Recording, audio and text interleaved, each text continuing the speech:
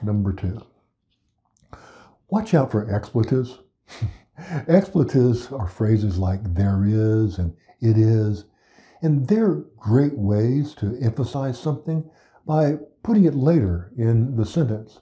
For example, there are 3 qualifications all applicants must possess: experience, credentials, and desire. And it is essential that we restore faith in our entire judicial system. You see how it really helps with placement there by putting the essential elements later? But when overused, these same helpful expletives can really muck up our sentences. Here's some examples. There are a dozen students who volunteered for the experiment. There's really no need for the there is. It can be easily edited back to a dozen students volunteered for the experiment. Here's a typical example from academic writing. There are many cases in which politicians fail to connect with voters. Okay, let's edit that down from 12 words to 7 by simply eliminating there are and its support words. Politicians often fail to connect with voters.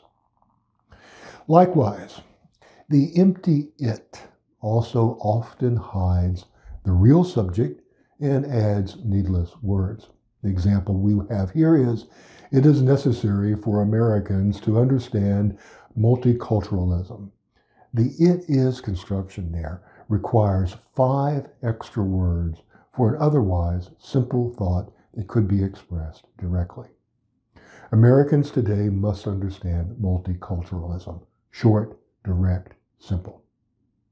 In this next academic example, you'll see 2 expletives at work, both the it and the there. Ready?